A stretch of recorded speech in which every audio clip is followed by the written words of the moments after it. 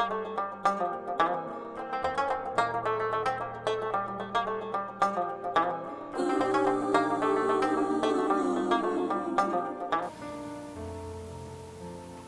signs you might be emotionally abusive. Hi there, welcome back to my YouTube channel. I'm Dr. Nachi Sinha, and today's video is the last video in the emotional abuse series. Now, unlike my previous videos, this video is quite different. As in the last few videos, you must have seen them talk in detail about emotional abuse and its signs, how can you end emotional abuse, how can you support emotional abuse victims, and the harmful effects of emotional abuse. But today's title is quite different, and so is the subject.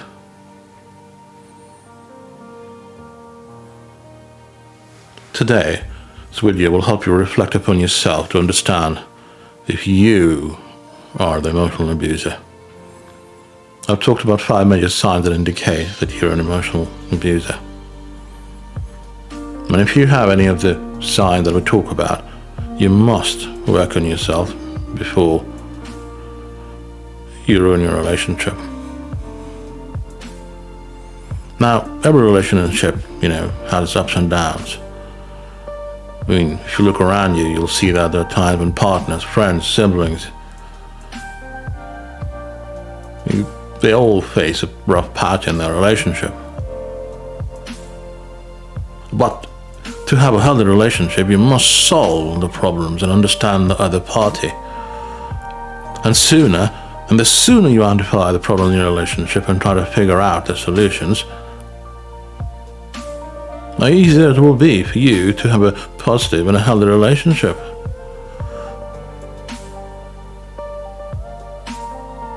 Sometimes, when we go through a hard time in our relationships, we have a hard time accepting that we might be the ones who are at fault and not the other party. Let me give you an example. For example, if two friends are fighting, both of them tend to think it's the other one's fault. And they evaluate the situation and try to find the other person's fault. We believe that we're not wrong or haven't done anything that can cause any problems in the relationship. I mean, this mindset is not really good for relationships, and indeed not good for personal growth.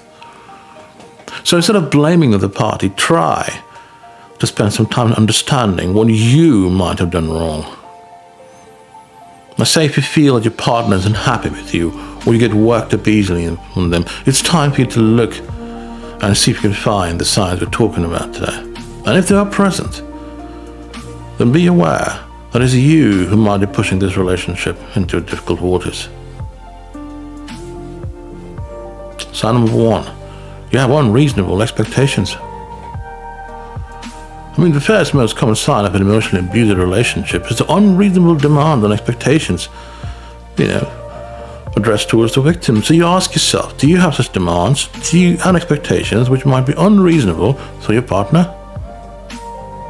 I mean, I'm not saying that certain expectations from your partner, count as emotional abuse. No, I mean, that's not the point here. But as human beings, we all have expectations from our relationship. I mean, for example, expecting your partner and family members to be supportive and love and so on and so forth. Or a parent, for that matter, expecting the child to do well in school and so on.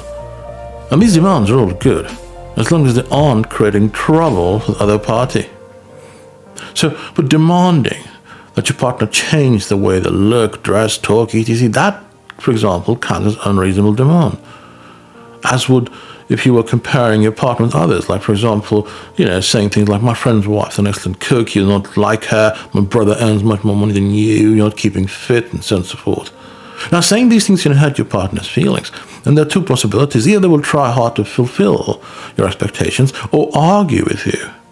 The problem is that neither of these outcomes are good for your relationship. If your partner tries hard to please you, it will be detrimental to their confidence and self-esteem. And they argue with you, reply to your remarks, things will get heated up and, one ends up getting critical and rude and mean to each other. So before communicating your expectations with your partner, take a moment and ask yourself, How would you feel if your partner shared similar expectations with you? And if you feel uncomfortable or think it's not right, then don't impose your expectations on them.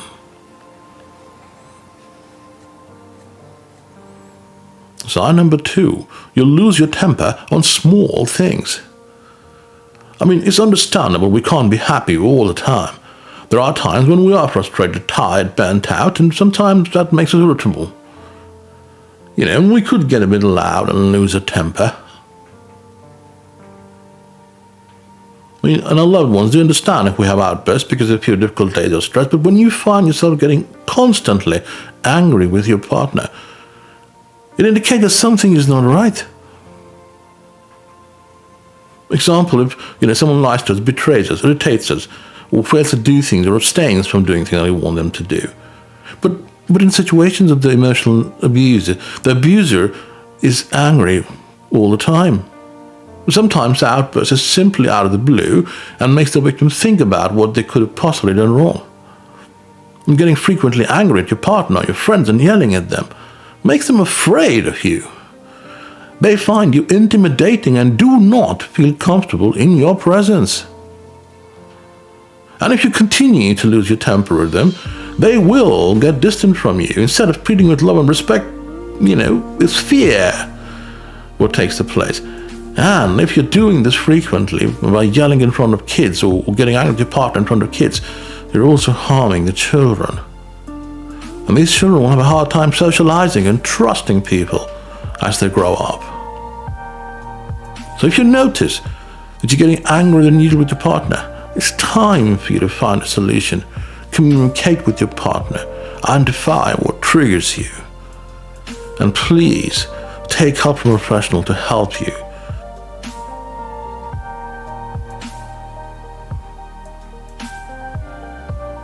Number 3, you make fun of them and think it's pretty fine.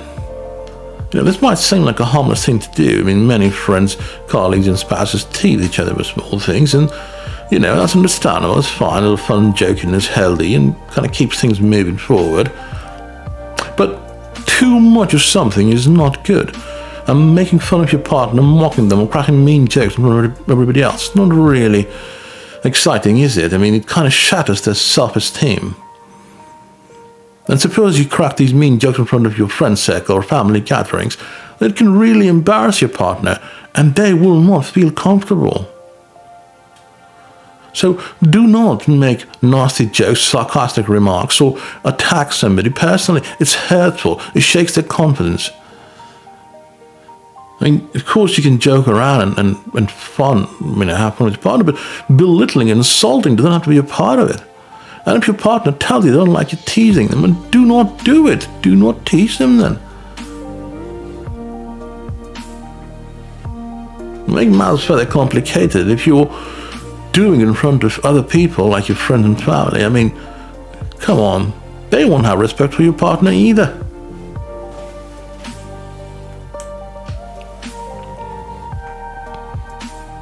Number 4, your partner tries hard to please you or seek your approval. And this is an important thing to observe. If your partner, is trying to please you because you constantly critique them and nitpick everything they do,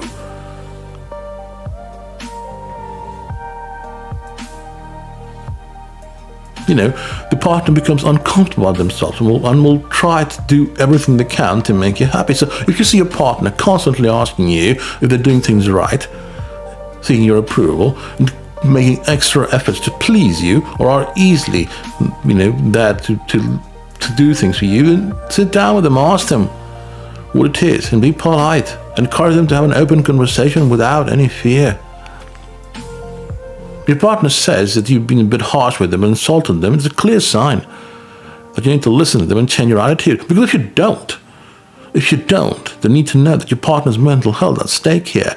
They will become dependent upon you and constantly try to live only to please you. And they will begin to doubt their own judgment and face difficulty making even basic decisions on their own.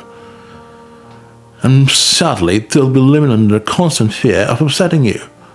And in that case, things can get further complicated and one can become ill. The last thing that is important to understand also is that If you're doing all this and it seems familiar to you, it's high time that you analyze your behavior. Number 5, you try to gaslight. Now, when your partner accuses you of something which shares that a certain instant hurt them, instead of taking the responsibility and answering your partner, you make them feel that they are making things up. Gaslighting someone is the cruelest thing that you can do to someone. Denying the happening of an event or saying things like, I don't recall saying this to you, and I said that. You're making things up. You don't understand what you're talking about. These things are trying to gaslight your partner to save yourself from answering or avoiding questions. The victim of emotional abuse feel that they have a problem that makes their partners upset with them. And if you make them doubt the reality, they start questioning their sanity, which affects their mental health. Gaslighting is one of the worst things that you can do.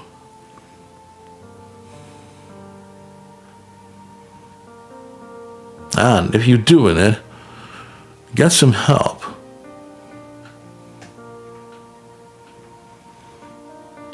If these signals that we've talked about are noticed by you in somebody or, in yourself, then it's important that one looks at it seriously. Relationships go through a tough patch, but people work together. Emotional abuse is a serious matter. It affects a person's, self-esteem, their own health, and, long-term impacts on physical and mental health of the victim. So if you or anybody around you is being emotionally abused, you can help them out. Extend your support to emotional abuse victims without asking hurtful questions or expecting them to justify their actions. Because abuse is never the victim's fault. But if you are the one who's abusive towards your partner, friends, or colleagues, then you need to find a way to stop that abusive behavior. You can ask for help from your friends, family, professional therapist. But the sooner you fix the abusive behavior, the less damage you'll do to the victim. And the point here is that if you notice these signs, then ask for help if you want to change. Thank you.